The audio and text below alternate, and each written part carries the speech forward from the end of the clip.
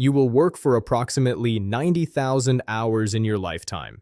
Let that number sit for a second. 90,000 hours. That is roughly 45 years of full-time employment. Every early morning, every late shift, every commute, every extra day you picked up because the bills did not care that you were tired. Over that career, depending on where you live and what you do, you will earn somewhere between $1.5 million and $3 million before you retire. And statistically, you will end that career with less than $50,000 in liquid wealth. Not because you wasted it, not because you were reckless or undisciplined or made dramatic mistakes, because you were taught by every institution around you to put your money into things that were specifically designed to extract it back out. The car you drive, the house you live in, the degree you borrowed to get, the insurance policy in your filing cabinet, the garage full of tools you bought with real purpose. Every single one of them was sold to you as an asset, as a building block, as proof that you were doing the right things with the money you worked for. Every single one of them was functioning, on the other side of that transaction, as a machine that moved your money towards someone else. This is not a video about what you should have bought instead. This is about what the seller already knew when you walked in the door. The depreciation curve they modeled before you arrived. The interest schedule they calculated before you signed. They built the product around that math. You brought a feeling. They brought a spreadsheet. This video is that spreadsheet. Before we go through each item, one definition, because none of what follows makes sense without it. An asset is anything that generates income, appreciates reliably over time, or reduces your future costs in a measurable way. That is the complete test. Not whether the item has value, not whether you could sell it someday. Does it produce income? Does it grow on its own? Does it lower your cost of living?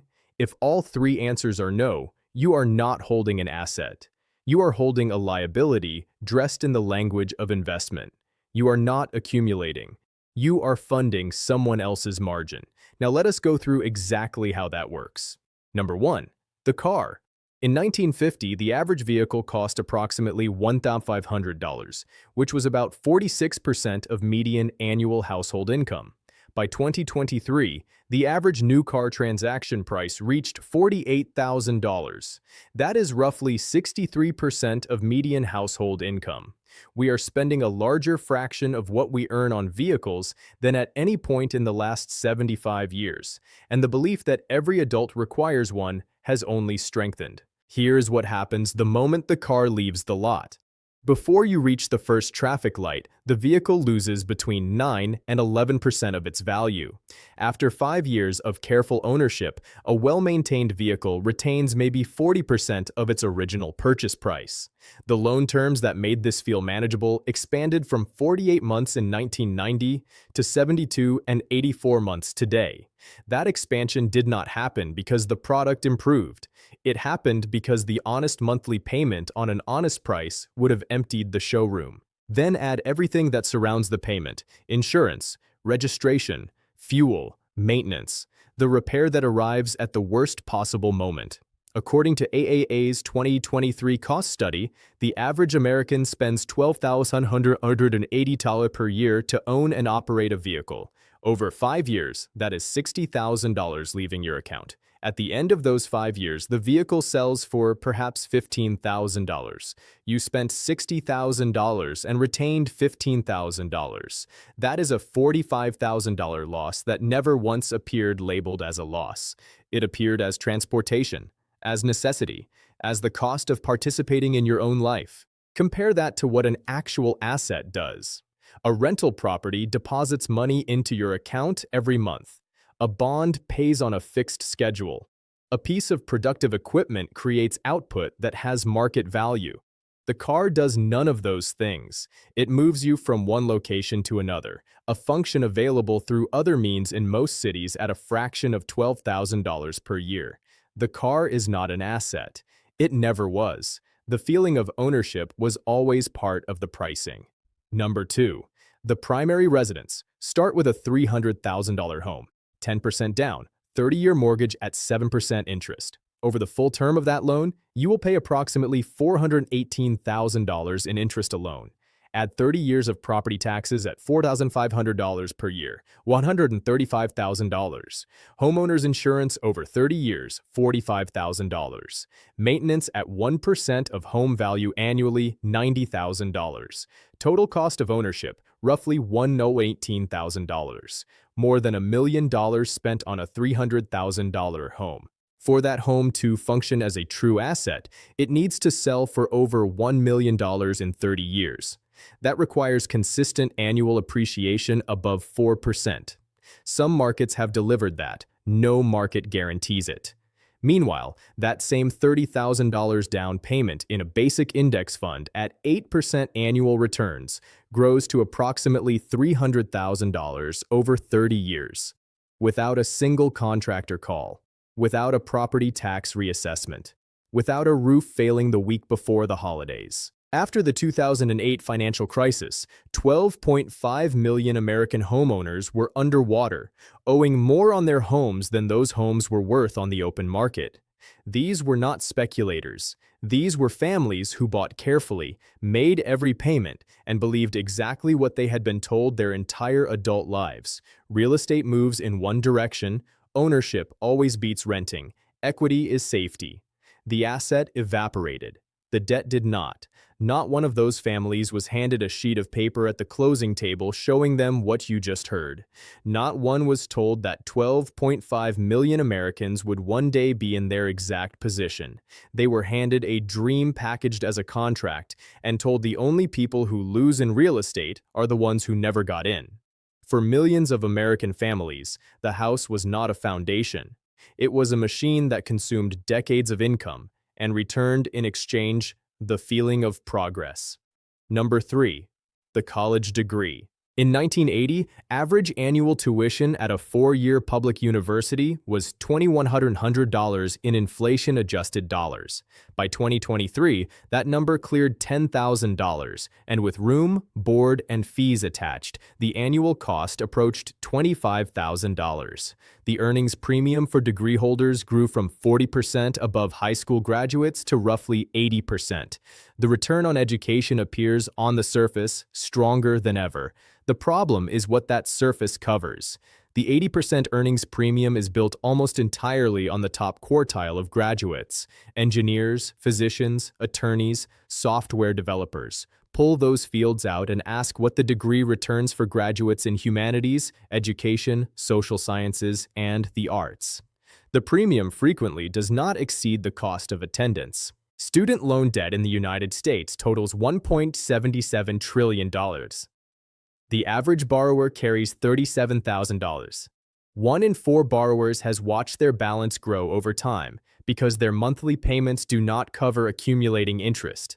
The principal is untouched. The clock keeps running. A student borrows $45,000 for a psychology degree. Median starting salary, $38,000. After taxes and basic living costs, the monthly amount available for loan repayment is roughly $400. The required standard payment, $500. The equation does not close, so the borrower enters income-driven repayment. Interest compounds faster than principal shrinks. 20 years later, the balance is discharged as taxable income, generating a tax bill for a debt they were never able to pay in the first place. Not a skill set, not productive capital, a credential. The universities tracked these outcomes. The lenders modeled the default rates. The student was not the investor. The student was the mechanism through which guaranteed federal money moved from the Treasury into university endowment accounts. Number 4. Whole life insurance. After World War II, whole life insurance was the financial product of the American working family. Agents embedded themselves in communities as trusted advisors. Pay premiums through your working years, watch the cash value build. Leave a death benefit for the people depending on you. One product, 2 functions, a single trusted relationship. What the pitch omitted was the return comparison. The average whole life policy grows its cash value at between 1% and 3% annually. In most decades, that trails inflation. The same monthly premium dollars put into a basic equity index fund return between 7% and 10% historically. A $200 monthly whole life premium held for 40 years accumulates to roughly $150,000 in cash value. That same $200 per month in equities at historical averages grows to over $600,000. The $450,000 gap does not vanish. It moves to agent commissions running 50 to 100% of the first year's annual premium, company overhead, marketing, and shareholder distributions. Term life insurance provides the same death benefit at roughly 1/10 the monthly cost for a healthy individual. The freed premium difference invested independently outperforms whole life cash value across every meaningful time horizon. The commission structure guaranteed agents were financially incentivized to sell the product that served the agent best. Generations of working families built what they believed was a financial foundation inside a structure that returned a fraction of what independent investment would have produced. Number 5. Tools and equipment. Walk through the average American home and you are touring past intentions preserved in physical form. The tool set in the garage, untouched for over a year. The rowing machine functioning as a garment rack. The camera with a lens still mounted from 2 Christmases ago.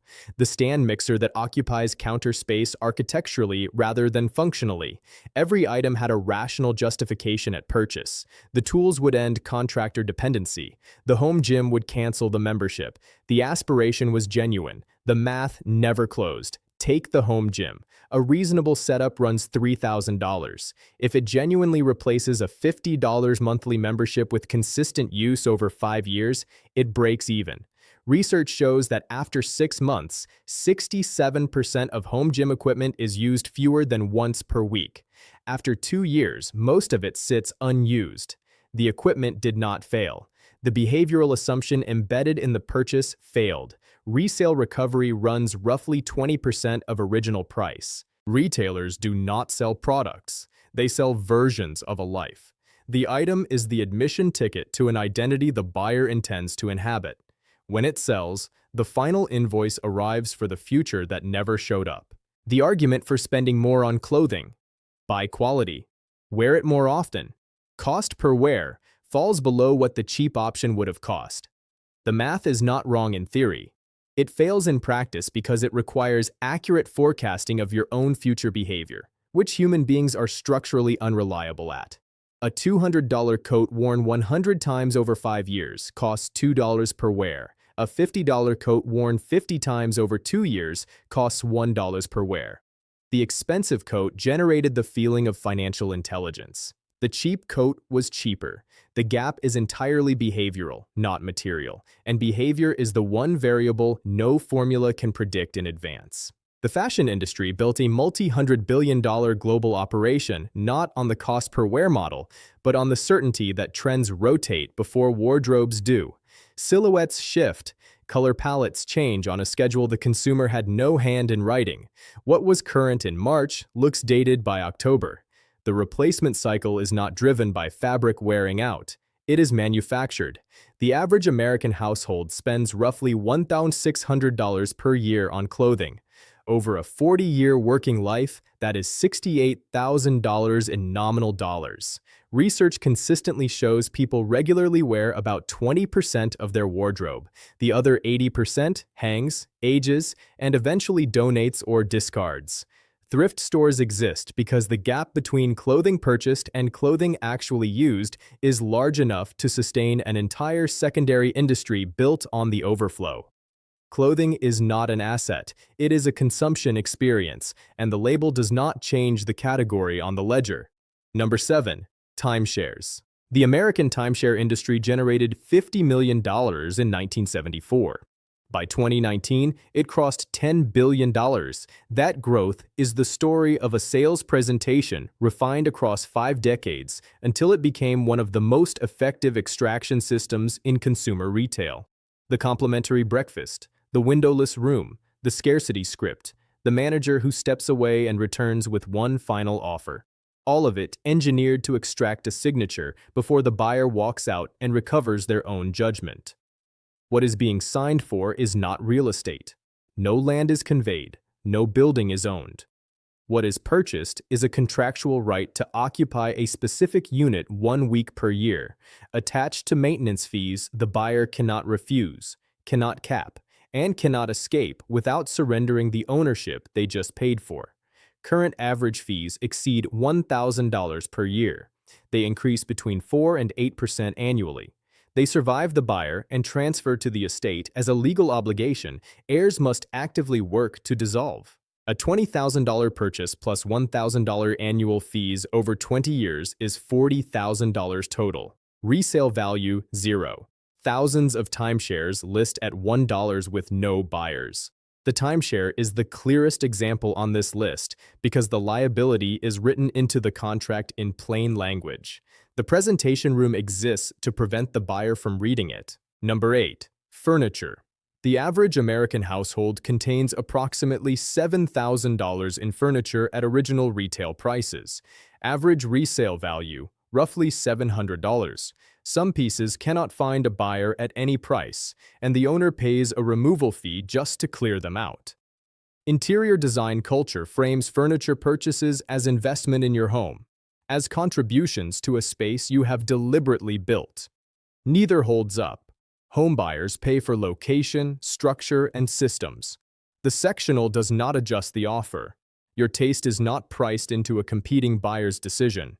Depreciation begins before the delivery team reaches the elevator. Modern manufacturing has shortened furniture lifespan while maintaining the retail price point. The average sofa lasted more than 20 years in 1960. Today, the average is approximately 7 years. Not because households are harder on furniture, but because the product is built to be replaced on schedule. Planned obsolescence extended into the living room, reinforced by a cultural message that refreshing your space is self-care. Every refresh costs real money. Every displaced piece moves toward a landfill. Every new piece starts losing value on delivery day. The furniture store holds the asset. Your repeat purchases are the revenue stream. Number 9. Jewelry. Gold has served as a recognized store of value for thousands of years of economic history. Diamonds carry a permanence narrative embedded in American culture through continuous marketing since 1947. Wearing jewelry feels like carrying concentrated wealth. That sensation is one of the most expensive feelings available at retail. Average retail markup on jewelry runs between 100 and 300%. A $3,000 ring may contain $800 in wholesale material costs.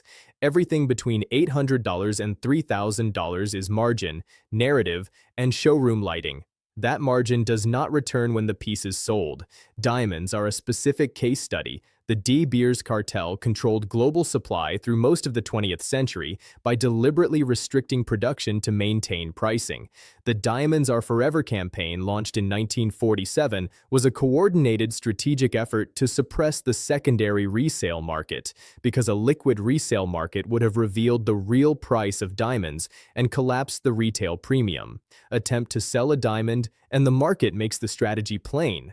Pawn shops offer 20 to 30% of retail. Diamond buyers offer comparable amounts. If gold as a financial position is the actual objective, bullion and coins traded near spot price accomplish that efficiently. The bracelet is the consumption portion, priced accordingly. The heirloom argument collapses under the same weight. Most inherited jewelry is sold quickly or stored unworn as tastes shift across generations. The mythology costs between 60 and 80% of purchase price on the day the transaction closes. Number 10. Cash. Cash appears to be the opposite of everything above it. Liquid. Universal. The number in the account does not decline when markets fall. Holding cash feels like the one position that cannot be taken from you. But cash carries a cost that appears on no statement and announces itself to no one. Inflation running at 3% annually, roughly the historical average, cuts purchasing power in half over 24 years. At 5%, that happens in under 15 years. $1,000 held in a checking account since 2000 purchases approximately $580 worth of goods today. The number never changed. The value has been leaving for 25 years without a single notification. The families most likely to hold large amounts of cash outside of any investment are the ones who carry the most direct experience of what financial institutions do to people who trusted them. Retirement accounts cleared in market corrections, pension funds that existed until they did not, fee structures that consumed decades of compounding returns. The decision to hold cash rather than trust those systems is not irrational. It is a rational response drawn from lived experience. The system exploits that rational response because it exists. Inflation is not a market accident. It is monetary policy. Central banks target positive inflation as an explicit operating objective. The system rewards holders of appreciating assets and extracts steadily from holders of cash. The family keeping $40,000 in a checking account is not standing outside the system. They are standing inside the portion most efficiently designed to take from them through a mechanism that requires no transaction, no signature, and no moment of decision. The value leaves on its own. That is the cleanest extraction on this entire list. And now, the close. 90,000 hours of work, between $1.5 million and $3 million earned. Less than $50,000 in liquid wealth at the end. That gap is not explained by restaurant spending or lifestyle inflation. It is explained by a system that identified where working family income would flow and built products to capture it at every point of arrival. The worker who bought the vehicle, signed the mortgage, paid the premiums, and filled the garage followed every instruction they were given. Everyone. The instructions were not written for their benefit. Their children are receiving those same instructions right now. Updated format. The mechanism underneath is identical. Your income is the input. Someone else's asset base is the output. The products in between are the conversion engine. That is not theory. That is accounting. 90,000 hours, $1.5 to $3 million, less than $50,000. Now you know why. The collapse wire.